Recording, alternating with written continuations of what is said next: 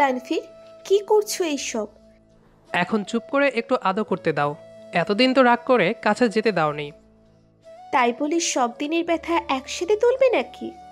একটুও ব্যথা দিব না গো। তুমি একটু শান্ত হয়ে থাকো, অনেক আদর করব তোমাকে। এ, কাছের আগে একটা কথা, কাজের সময় অন্য কথা। তখন তো কিছুই মনে থাকে না তোমার। তোমার কি খুব কষ্ট হয় সোনা?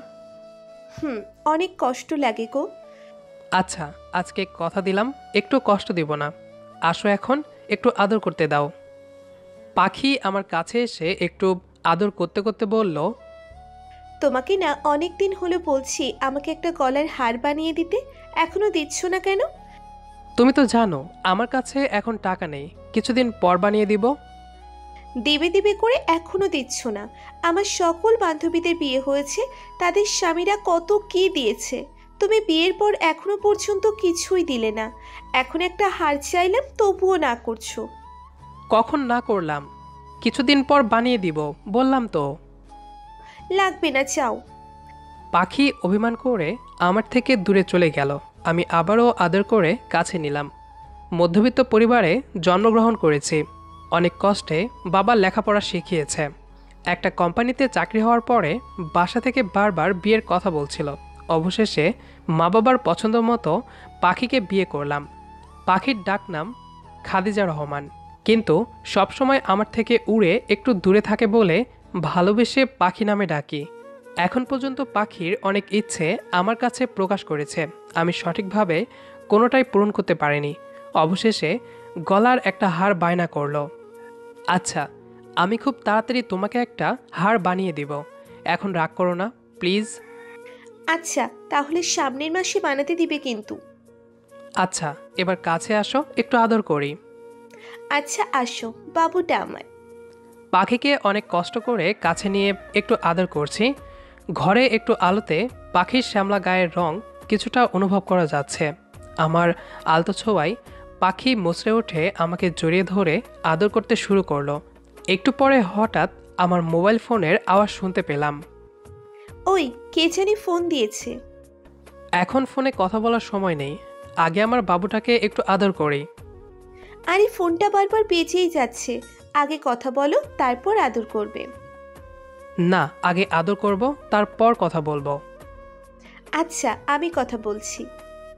পাশে থাকা ফোনটা রিসিভ করে কানে নিয়ে বউ আমার দিকে বিষণ্ণ মনে তাকিয়ে আছে। আমি বুঝতে পারছিলাম না এভাবে তাকিয়ে থাকার মানে কি। কে ফোন করেছে? পাখি আমার প্রশ্ন শুনে ফোনটা স্পিকার করে আমার দিকে এগিয়ে ধরলো। ফোন থেকে একটা মেয়ের আওয়াজ শুনতে পেলাম। কি হলো, চুপ করে আছো কেন? নাকি আমার কথা মনে পড়ে না তোমার? কি হলো, কথা বলো। হ্যালো। পাখি ফোনটা কেটে দিয়ে ভারী কণ্ঠে আমাকে জিজ্ঞেস করলো, মেয়েটা কে? আমি কি করে জানবো? তোমাকে ফোন করেছি, তুমি জানবে না? হতে পারে রং নাম্বারে ফোন করেছে। তাহলে এই জন্য আমার থেকে দূরে দূরে থাকার চেষ্টা করো? কি বলছো এসব? আমি ঠিকই বলছি। সত্যি সত্যি বলো, মেয়েটা কে? আরে বাবা, আমি সত্যি জানি না মেয়েটাকে। আর যদি চিনতাম তাহলে কি তোমাকে মিথ্যে বলতাম নাকি? হ্যাঁ, তুমি আমাকে মিথ্যে বলছো। অন্য মেয়েদের সাথে সম্পর্ক আছে তোমার, তাই না? আমাকে আর ভালো লাগে না। তুমি এমন করে কথা বলছো কেন? প্লিজ রাগ করো না পাখি আমার। আচ্ছা, ফোনটা আমার কাছে দাও, আমি কথা বলে দেখি কে ফোন করেছিল। পাখি আমার দিকে ফোনটা ছুঁড়ে মারল। আমি হাতে নিয়ে ফোন দিলাম। পাখি রাগান্বিত কণ্ঠে বলল, স্পিকার দিয়ে কথা বলবা। আমি পাখির কথাই স্পিকার অন করে দিলাম। ফোনটা রিসিভ করতেই আমি সালাম দিয়ে বললাম, কে আপনি? আমাকে চিনতে পারছো না তানভীর? আরে, আপনি আমার নাম জানলেন কি করে? আর নাম্বারই বা পেলেন কোথায়? যে ছেলেটা আমাকে এতটা ভালোবাসতো, তার নাম্বার ভুলে যাব? তা কি করে হয়? দেখুন, আপনি মনে হয় ভুল নাম্বারে ফোন করেছেন। যার সাথে কথা বলার জন্য ফোন করেছেন আমি সে মানুষটা না। তুমি আমাকে সত্যিই চিনতে পারছো না? না, সত্যি চিনতে পারছি না। আরে আমি ফারজানা, মনে নেই? স্কুল জীবনে তুমি আমার পিছনে পিছনে ঘুরতে। ফা ফা ফারজানা? কোন ফারজানা? এই নামে তো কাউকে চিনি না আমি। দয়া করে আর কখনো ফোন দিবেন না। কথাটুকু বলেই ফোনটা কেটে দিলাম। ফারজানা নামটা শুনতেই মনে পড়ে গেল অতীতের কথা। আমি ভুলে যাইনি সেই দিনের কথা। ফারজানা আমার চিঠিটা সবার সামনে ফিরিয়ে দিয়েছিল। স্কুলের হেডমাস্টারের কাছে নালিশ করেছিল আমার নামে। তারপর পাছায় এমন মার দিয়েছিল সেটা আর বোঝানোর ক্ষমতা নেই। কিন্তু তখন তো আমার ভালোবাসা ফিরিয়ে দিয়েছিল। তাহলে আজকে কেন ফোন করেছে? বইয়ের দিকে একটু চোখ তুলে তাকিয়ে দেখি পুরা শরীরে আগুন লেগে আছে মনে হয়। ধরলেই পুড়ে যাবে আমার পুরা শরীর। তবুও রাগ ভাঙানোর চেষ্টায় বললাম, যত সব ফালতু লোক, চিনবে না জানবে না, ফোন করে উল্টাপাল্টা বলা শুরু করবে। কে মেয়েটা? সত্যি বলছি, চিনি না। আমার মাথায় হাত রেখে বলো, মেয়েটাকে সত্যিই চেনো না তুমি? এখন এসব বাদ দাও, আসো আদর করব। আমার থেকে কিছু লুকানোর চেষ্টা করছো, তুমি বলবে কি না? মেয়েটার নাম ফারজানা। আমরা একসাথে পড়াশোনা করতাম। শুধু এইটুকু না, আরও আছে। বলো, আর কি কি হয়েছিল তোমাদের মাঝে? আরে কিছু হয়নি, বললাম তো। তুমি বলবে কি না? যদি না বলো, সকালেই বাড়িতে চলে যাব। আবার বাড়িতে কেন? কয়েকদিন আগেই তো ঘুরে আসলে। হ্যাঁ, তবে এবার গেলে আর আসবো না। কেন? কারণ তোমার সাথে অন্য কারো জীবন জড়িয়ে আছে। আমি তোমাদের মাঝে শুধু শুধু বাধা হয়ে থাকতে চাই না। পাখি, কি শুরু করলে এইসব? আচ্ছা বলছি তাহলে। মেয়েটার সাথে যখন স্কুলে পড়তাম তখন তাকে ভালো লাগতো। কিছুদিন পরে একটা চিঠি লিখে তাকে দিয়েছিলাম। তারপরে সবার সামনে চিঠিটা ফিরিয়ে দিয়েছিল। আমি তারপরও অনেক বিরক্ত করেছি একটু ভালোবাসা পাওয়ার জন্য। পরে হেডমাস্টারের কাছে বিচার দিয়েছিল আমার নামে। এরপরে আমরা ওই গ্রাম থেকে দূরে চলে আসি। তারপরে আর কোনো দিন দেখা হয়নি। তারপরও তুমি পিছু ছেড়ে দাওনি। বললাম তো, পরে আর কোনো দিনও দেখা হয়নি। যদি তোমার কথাগুলো সত্যি হয়, তাহলে বাসর রাতে যখন জিজ্ঞেস করেছিলাম তুমি কখনো কাউকে ভালোবেসেছিলে নাকি, সেদিন কেন মিথ্যে বলেছিলে? ওইটা ভালোবাসা ছিল না, ভালো লাগা ছিল, তাই তোমাকে বলিনি। আর অনেক আগেই ভুলে গিয়েছিলাম এসব। মিথ্যে বলছো তুমি। যদি কোনোদিন দেখা না হয়ে থাকে, তাহলে তোমার নাম্বার পেলো কোথায়? আমি সত্যি জানি না মেয়েটা আমার নাম্বার কোথায় পেয়েছে। পাখি আমার সাথে আর কোনো কথা না বলে অভিমান করে অন্যদিকে মুখ ফিরিয়ে শুয়ে পড়ল। অনেকবার গায়ে হাত দেওয়ার চেষ্টা করেছি, কিন্তু কারেন্টের মতো ধাক্কা দিয়ে সরিয়ে দিয়েছে। এদিকে ফারজানা আর কোনো সময় পেল না ফোন দেওয়ার জন্য। এই সময় ফোন দিতে হলো। অনেকদিন পরে বউকে একটু আদর করব ভেবেছিলাম, সেটাও মাটি হয়ে গেল। ভাবতে ভাবতে মন খারাপ করে কখন ঘুমিয়ে পড়েছিলাম বুঝতে পারিনি। সকালে বউয়ের ডাকে ঘুম ভাঙল। উঠে পড়েন, আর কত ঘুমাবেন? সকাল হয়ে গেছে, অফিসে যেতে হবে না? এত তাড়াতাড়ি সকাল হয়ে গেল? সকাল হয়েছে বলে কষ্ট হচ্ছে। ওই মেয়েটা স্বপ্নে এসেছিল নাকি? সকাল সকাল কি শুরু করলে? তুমি প্রেম করে বেড়াবে আর আমি বলতে পারবো না? ধুর, ভালো লাগে না এসব। হয়েছে হয়েছে, এবার ফ্রেশ হয়ে খেতে আসো। আমি ফ্রেশ হয়ে খেয়ে অফিসে চলে আসলাম। পাখি প্রতিদিন দুপুরে ফোন করে খাওয়ার কথা বলে। আজকে সেই সময় একটা বন্ধুর সাথে কথা বলছিলাম। পাখি কয়েকবার ফোন করে আমার নাম্বার ব্যস্ত পেয়েছে। বন্ধুর সাথে কথা বলা শেষ করে অনেকবার ফোন করেছিলাম, কিন্তু পাখি রিসিভ করেনি। অফিস শেষ করে বিকেলে বাসায় ফিরে দেখি পাখি বড্ড অভিমান করে বসে আছে। আমি কাছে গিয়ে বললাম, আমার পাখিটা এত রেগে আছে কেন জানতে পারি? দুপুরে এত সময় ফোনে কার সাথে কথা বলছিলে? একটা বন্ধু ফোন করেছিল। বন্ধুর সাথে কথা বলছো নাকি ওই মেয়েটার সাথে বলছো, সেটা অনেক ভালো করে জানা আছে আমার। তুমি আমাকে অবিশ্বাস করো? যেই হাজবেন্ড বাসর ঘরে বউকে মিথ্যে বলতে পারে, তাকে বিশ্বাস করার কিচ্ছু নেই। আচ্ছা, তাহলে আমি তোমাকে দেখাচ্ছি কে ফোন করেছিল। দেখাতে হবে না। যেহেতু বিশ্বাস নেই আমার প্রতি, তাহলে তুমি নিজেই দেখে নাও। আমি ফোনটা বের করে বউকে দিয়ে বললাম, দেখো সেই সময় কার সাথে কথা বলছিলাম।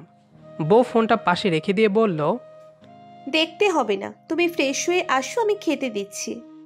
আমি ফ্রেশ হয়ে খেতে আসলাম। অভিমানী বউটা এখনও কিছুটা মন খারাপ করে আছে। রাতে বউ আয়নার সামনে দাঁড়িয়ে একটু সাজুগুজু করছে। বুঝতে পারলাম এই সাজুগুজু করার কি মানে হতে পারে। সেই সুযোগে আমিও পেছন থেকে জড়িয়ে ধরে বললাম, এখনও রাগ করে আছো? ছেড়ে দাও, ভালো লাগছে না। এখনও রাগ ভাঙেনি দেখছি। সত্যি গো, ওই মেয়েটার সাথে আমার কোনো সম্পর্ক ছিল না। রাগ করিনি বললাম তো, ছেড়ে দাও। এ বললেই হলো? আমার বউকে আমি ধরবো, তাতে কার কি? আহ, কি করছো? আজকে তোমাকে অনেক সুন্দর লাগছে। এতদিন সুন্দর ছিলাম না বুঝি? আজকে অন্য দিনের তুলনায় একটু বেশি সুন্দর লাগছে। আগে কখনো ভালো করে দেখোনি, তাই এমন মনে হচ্ছে। অফিস থেকে আসার সময় তোমার পছন্দের চকলেট এনেছি। সত্যি? সোনা, সত্যি। কই দাও আমাকে। রাতে দেওয়ার জন্য রেখে দিয়েছিলাম। আচ্ছা, তাহলে এখন দাও। আমি পকেট থেকে চকলেটগুলো বের করে দিলাম। পাখি চকলেট পেয়ে অনেক খুশি হয়ে আমাকে জড়িয়ে ধরে একটা কিস করলো। আমি একটু রোমান্টিকভাবে বললাম, শুধুমাত্র একটা কিস? আর কি দিব? আরও অনেক কিছু লাগবে আমার। আচ্ছা, সব দিব, আগে চকলেটগুলো খেয়ে নি। চকলেট পরে খেলে হয় না? তুমি সব জিনিসে একটু বেশি তাড়াহুড়ো করো। আগে চকলেট খাবো, তারপর সব দিব। পাখি চকলেটগুলো বের করে খাওয়া শুরু করলো। ধুর, বউটা একটু বেশি রাগী হয়েছে। একটা বোঝাতে গেলে আর একটা বুঝে বসে থাকে।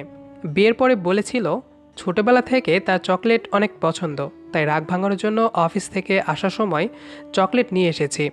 এখন আগে চকলেট খাবে, তারপর আদর করতে হবে। বউ আমার দিকে হাত বাড়িয়ে বলল, তুমি খাবে একটু? না, তোমার জন্য এনেছি, তুমিই খাও। আচ্ছা। শুধু একবার জিজ্ঞেস করলো আমি খাবো নাকি। যেই না বললাম অমনি একাই খেতে শুরু করলো। কিভাবে রাক্ষসের মতো খাচ্ছে আর আমার দিকে তাকিয়ে দেখছে।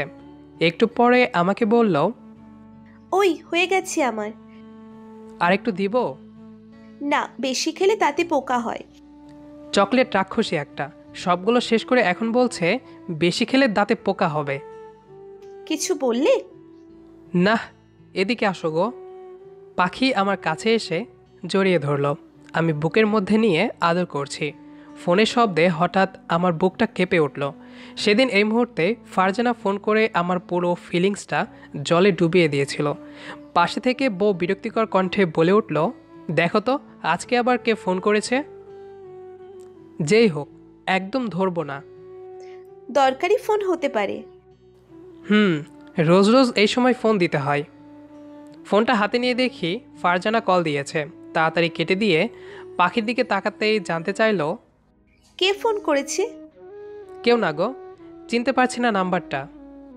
দেখি, আমাকে দাও। তুমি আবার কি দেখবে? আমি ফোনটা দিতে বলছি। বউ আমার থেকে ফোনটা নিয়ে সেই নাম্বারটা দেখে কান্না করতে করতে বলতে শুরু করলো, তুমি কোনোদিনই ভালো হবে না। আসলে তোমার মতো চরিত্রহীন ছেলেকে আমার বিয়ে করা ভুল হয়েছে। কান্না বন্ধ করো পাখি, তুমি যা ভাবছো সেটা সত্যি না। সত্যি মিথ্যা তুমি আমাকে বোঝাতে আসবে না। কি করবে তুমি? পাখির গায়ে হাত দেওয়ার চেষ্টা করলাম। তুমি ওই অপবিত্র শরীরে আমার গায়ে একদম টাচ করবে না। এখন এই বউকে কিভাবে বুঝাবো ফারজানার সাথে আমার কোনো সম্পর্ক নেই। ফারজানা কিসের জন্য আমাকে বারবার ফোন করছে সেটাও বুঝতে পারছি না। অনেক চেষ্টা করে বউয়ের রাগ শেষ করতে পারলাম না। অবশেষে কান্না করতে করতে পাখি ঘুমিয়ে পড়ল। রাতেই ফারজানাকে ফোন করলাম, কেন বারবার ফোন দিচ্ছে আমাকে। কি হচ্ছে এইসব? তুমি এত রেগে আছো কেন? আগে বলো, আমাকে বারবার ফোন দিচ্ছ কেন? যখন আমি ভালোবাসতে চেয়েছিলাম তখন তো অবহেলা করেছিলে। এখন এত ভালোবাসা কোথায় থেকে আসলো? আচ্ছা, ভুল হয়ে গেছে, আর কখনো ফোন দিব না। কিন্তু আমি তোমার সাথে একবার দেখা করতে চাই। আমি কোনোদিন তোমার মুখটা দেখতে চাই না। তোমার দেখা করতে হবে না, আমি শুধু একবার দেখবো তোমাকে। কোথায় যেতে হবে বলো? সেই ছোট্ট নদীর পাড়ে, মনে আছে তুমি আমাকে নিজের হাতে একটা চিঠি দিয়েছিলে? কবে দেখা করবে? কালকে। পরের দিন ফারজানার সাথে দেখা করার জন্য নদীর পাড়ে চলে গেলাম। দূর থেকে বুঝতে পারছি ফারজানা সেই জায়গায় দাঁড়িয়ে আছে যেখানে তাকে চিঠি দিয়েছিলাম। কাছে এসে পেছন থেকে ডাক দিলাম, ফারজানা। এসেছো?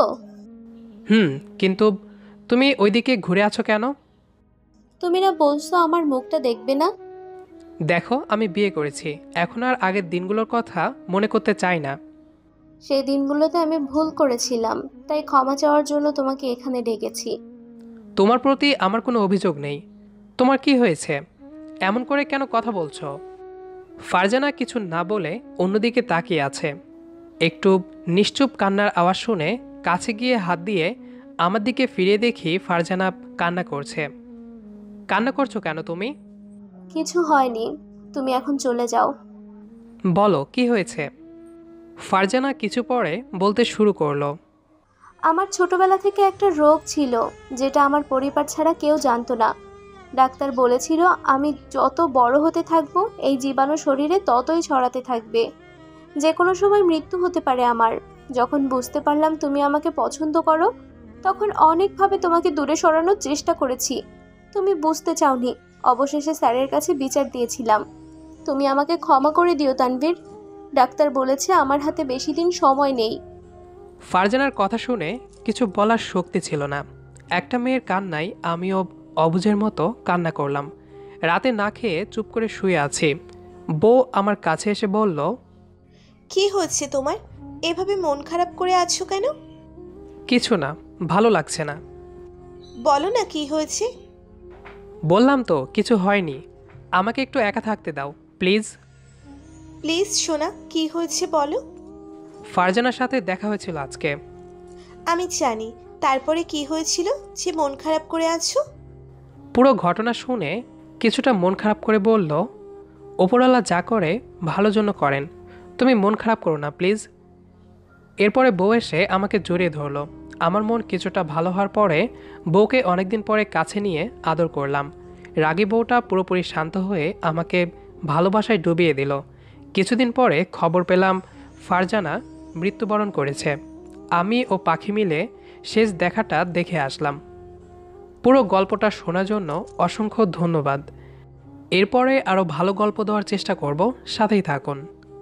আমাদের আজকের গল্পটি আপনার কাছে কেমন লেগেছে সেটি অবশ্যই কমেন্ট করে জানাবেন। দেখা হবে আবারও নতুন কোনো গল্প নিয়ে। সেই পর্যন্ত আমাদের সাথেই থাকবেন। ধন্যবাদ সবাইকে।